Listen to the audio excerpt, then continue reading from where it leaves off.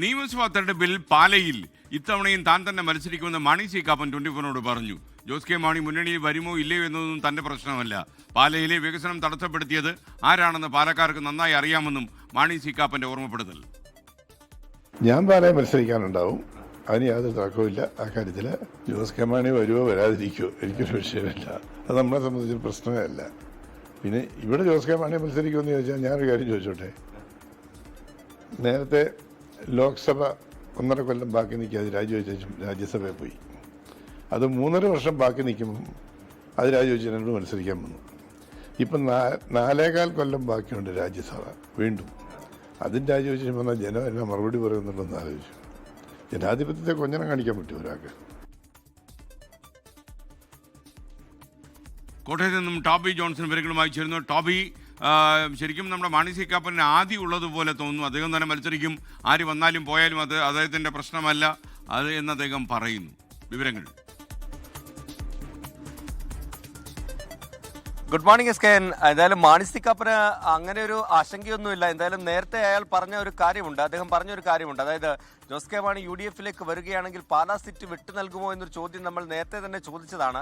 അന്ന് അദ്ദേഹം പറഞ്ഞത് പാലാ ഒഴികെ, അതായത് ജോസ് കെ മാണി വരികയാണെങ്കിൽ ഇരുകൈ നീട്ടി സ്വീകരിക്കും, പക്ഷേ പാലാ സീറ്റിന്റെ കാര്യത്തിൽ ഒരു വിട്ടുവീഴ്ചയില്ല എന്ന് അദ്ദേഹം അന്ന് തന്നെ പറഞ്ഞിട്ടുണ്ടായിരുന്നു.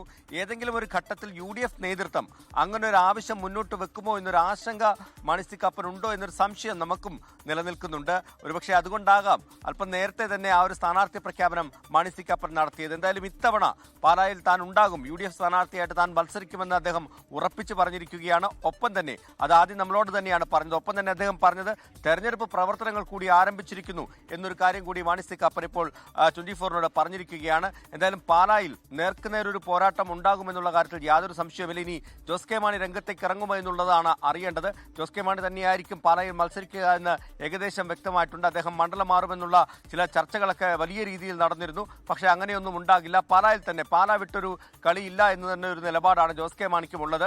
പാർട്ടി അണികളും അത് തന്നെയാണ് പറയുന്നത്. ഒപ്പം തന്നെ തദ്ദേശ തെരഞ്ഞെടുപ്പിൽ പാലായിലുണ്ടായ മേൽക്കൈ, അതായത് പാലാ നഗരസഭ ഭരണം ലഭിച്ചില്ലെന്ന് പറയുമ്പോൾ പോലും അവരുടെ കണക്കുകൾ പരിശോധിക്കുമ്പോൾ അവർക്ക് മേൽക്കൈ ഉണ്ടായിട്ടുണ്ട്. അതായത് ഒരു സ്ഥലത്തും കാര്യമായിട്ടുള്ള തിരിച്ചടി ഉണ്ടായിട്ടില്ല എന്നാണ് അവർ വിലയിരുത്തുന്നത്. അതുകൊണ്ട് തന്നെ ജോസ് കെ മാണി പാലാ വിട്ട് പോകാനുള്ള സാധ്യത വളരെ കുറവാണെന്ന് നമുക്ക് വേണമെങ്കിൽ ഇപ്പോൾ പറയാം. അതുകൊണ്ട് തന്നെ മാണി സി കാപ്പനും ജോസ് കെ മാണിയും നേർക്കുനേരുള്ള ഒരു പോര് തന്നെ പാലായിൽ കാണാമെന്നാണ് നമുക്ക് മനസ്സിലാക്കാൻ സാധിക്കുന്നത്. BJP സ്ഥാനാർത്ഥിയായിട്ട് ഷോൺ ജോർജ് വരാനുള്ള സാധ്യതകൾ കൂടി നിലനിൽക്കുന്നുണ്ട്. അങ്ങനെ വന്നാൽ ഒരു ത്രികോണ മത്സരത്തിലേക്ക് പാലാ പോകുമെന്നുള്ള കാര്യത്തിൽ യാതൊരു സംശയവും. അതുകൊണ്ടാണ് അല്പം നേരത്തെ തന്നെ മാണി സി കാപ്പൻ ഈ തെരഞ്ഞെടുപ്പ് പ്രവർത്തനത്തിലേക്ക് ഇറങ്ങിയിരിക്കുന്നത്. താൻ ഇത്തവണ എന്തായാലും തെരഞ്ഞെടുപ്പിൽ പാലായിൽ മത്സരിക്കുമെന്ന് അദ്ദേഹം ഉറപ്പിച്ചു പറഞ്ഞിരിക്കുകയാണ്. ഇനി വരും ദിവസങ്ങളിൽ UDF നേതൃത്വം എന്താണ് ഈ കാര്യത്തിൽ പറയുക, ഏതെങ്കിലും ഒരു മുന്നണി മാറ്റമോ മറ്റോ ഉണ്ടാവുകയാണെങ്കിൽ ഈ സീറ്റ് വിട്ടു നൽകാൻ കാപ്പൻ തയ്യാറാകുമോ എന്നതൊക്കെയാണ് അറിയേണ്ടത്. പക്ഷേ അതൊക്കെ ഒരു വിദൂരമായിട്ടുള്ള ഒരു ചർച്ചകൾ മാത്രമാണ്.